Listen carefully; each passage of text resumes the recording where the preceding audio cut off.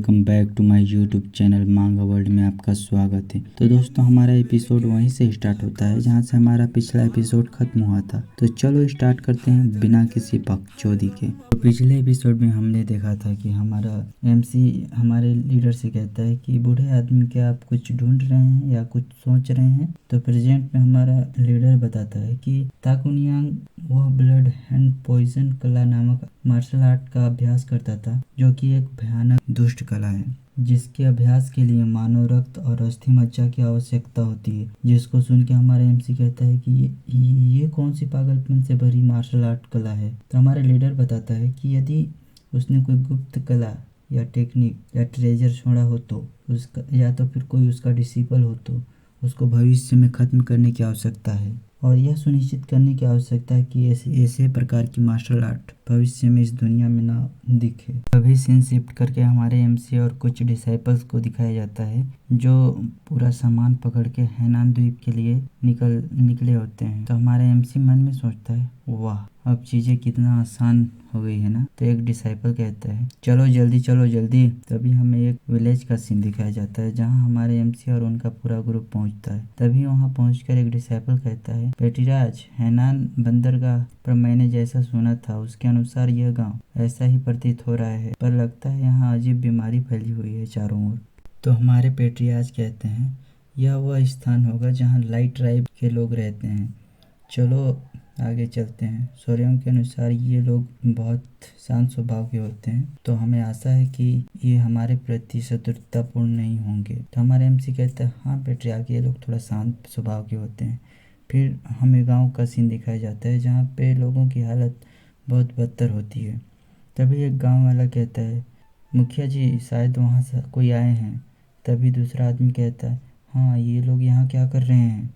तभी हमें गांव के मुखिया का सीन दिखाया जाता है जो कुछ लोगों को पकड़ के साथ में उन लोगों के पास जाके पूछता है आप लोग यहाँ क्या कर रहे हैं। तभी पेट्रियार्क अपना परिचय देते हुए कहता है कि मेरा नाम तांग चोलसन है, मैं सिचुआन का तांग क्लैन का पेट्रियार्क हूँ, हम यहाँ आए हैं क्योंकि। तभी मुखिया बीच में बात काटते हुए कहता है यह गांव जीवनहीन है, यह कर जाने लगते हैं।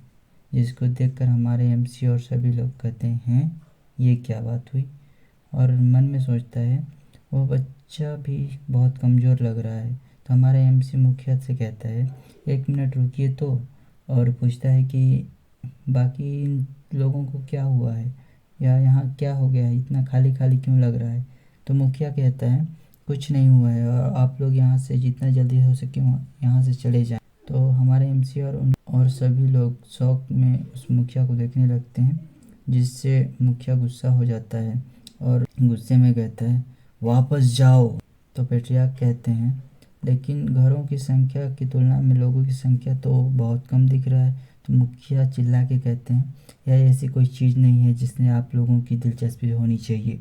जिसको सुन के हमारा पेट्रियार्क हमारे एमसी को कहते हैं कि युवा योद्धा सौर्यों, आपने तो कहा था कि लाइट ट्राइब्स के लोग बहुत मित्रवत व्यवहार करते हैं। तो हमारे एमसी नर्वस होकर कहते हैं ओ हाँ मुझे पता नहीं है।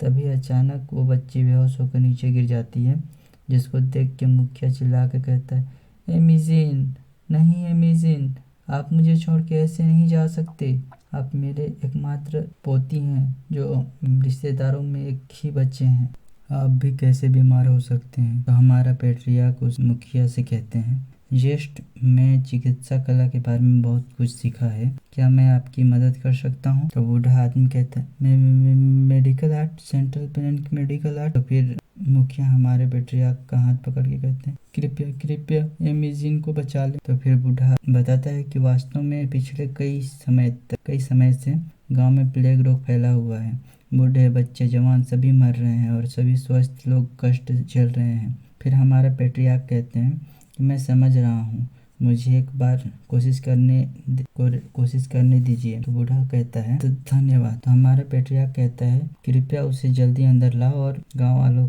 को मुखिया कहता है आप लोग क्या कर रहे हैं, जल्दी चिकित्सक और उनके साथियों को अंदर ले जाइए। तो हमारे एमसी और एक डिसाइपल कहता है कि क्या पेट्रियार्क को मेडिसिन आर्ट भी आता है? तो डिसाइपल कहता है क्योंकि हमारा tank land poison martial art में माहिर है, इसलिए उससे निपटने के लिए चिकित्सा में भी कुशल होना पड़ता है।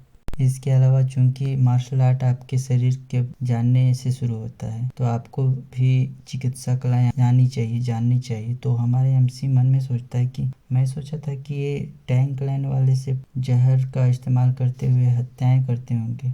तो फिर हमारा एमसी डिसाइपल को कहता है कि मैं सिचुआन क्लैन में प्रवेश कर सकता हूँ, तो यह बहुत अच्छा होगा यदि मैं डरावनी विष कलाओं को छोड़ के इन चिकित्सा कलाओं को सीखूं। तो डिसाइपल डेविल जैसा शक्ल बना के कहता है, हाँ बेशक आप सीख सकते हैं, लेकिन कभी हम दुष्ट लोगों को पकड़ के उसमें पॉइजन का एक्सपेरिमेंट करते हैं, यह देखने के लिए कि उनकी प्रतिक्रिया क्या होगी। तो हमारा एमसी घबराते हुए कहता है कि क्या ह्यूमन एक्सपेरिमेंट, यह थोड़ा डरावना नहीं है? और मन में कहता है जैसा कि उम्मीद थी, ये लोग बहुत डरावने हैं। तभी हमें एक घर का सीन दिखाया जाता है जिसके अंदर वो बच्ची सो रही होती है। फिर हमारा पेट्रियार्क कहता है कि मैंने कुछ अपनी इनर किबाई को इसके अंदर इंजेक्ट कर दिया है, जिसके कारण इसकी सांसें स्थिर हो गई है। जिसको सुन के मुखिया धन्यवाद पेट्रियार्क, धन्यवाद, बहुत ज़्यादा धन्यवाद कहता है।